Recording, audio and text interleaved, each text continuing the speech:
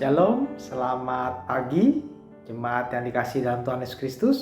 Semoga kita semua berada dalam keadaan yang sehat, penuh sukacita. Mari saudara sekalian, sebelum hari ini kita memulai aktivitas kita mau merenungkan kebenaran firman Tuhan. Dan mari kita berdoa. Bapa dalam surga, kami sungguh mengucap syukur untuk hari baru yang Tuhan sediakan untuk kami. Biarlah setiap hari kami adalah hari yang memuliakan Tuhan. Dan ajar kami untuk menuruti setiap perintah Tuhan. Sebentar kami akan merenungkan kebenaran firman Tuhan, berbicaralah kepada kami. Di dalam nama Tuhan Yesus Kristus kami berdoa. Amin. Renungan pada hari ini terambil dari 1 Samuel 15 ayat 32 sampai 33. 1 Samuel 15 ayat 32 sampai 33, demikian firman Tuhan. Lalu berkatalah Samuel, "Bawa kemari Agag, raja Amalek itu." Dengan gembira Agag pergi kepadanya, sebab pikirnya sesungguhnya kepahitan maut telah lewat. Tetapi kata Samuel, "Seperti pedangmu membuat perempuan-perempuan kehilangan anak, demikianlah ibumu akan kehilangan anak di antara perempuan-perempuan." Sudah itu Samuel mencincang Agag di hadapan Tuhan di Gilgal. Jemaat yang dikasihi dalam Tuhan Yesus Kristus, Agag yaitu raja Amalek, dalam hidupnya itu banyak melakukan kejahatan di hadapan Tuhan. Dikatakan pedangnya membuat perempuan-perempuan kehilangan anak dan seterusnya. Belum lagi bangsa Amalek adalah bangsa yang sejak bangsa Israel berjalan di padang gurun, mereka mempersulit orang Israel. Dan kali ini Tuhan ingin memakai Saul sebagai raja Israel untuk menumpas mereka, karena bangsa ini adalah bangsa yang jahat.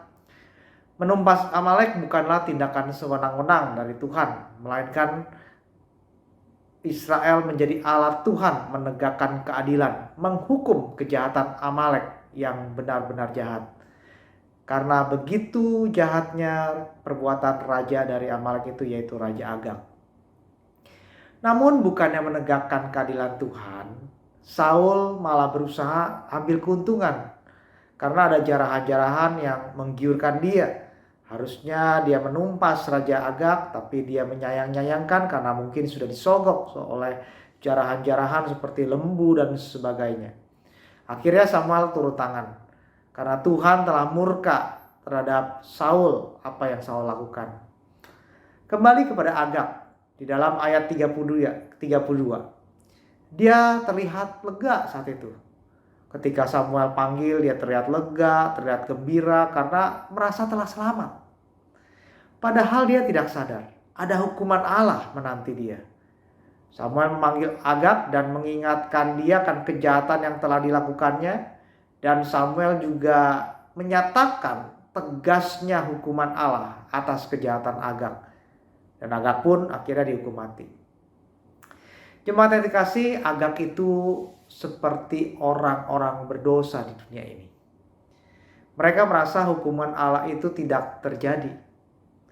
Mereka menganggap enteng kejahatan-kejahatan yang telah dilakukan seperti Raja Agag itu, dan merasa konsekuensi itu dapat diganti dengan sogokan-sogokan.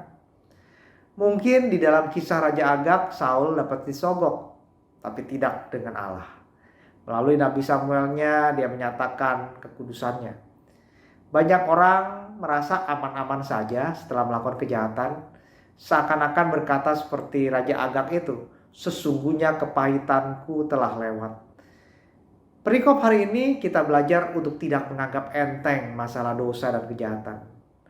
Kita hendaknya belajar untuk merenungkan, apakah ada dosa yang saya anggap remeh? Kita akan merenungkan dalam hati kita bertanya, apakah ada seruan pertobatan yang saya ajukan?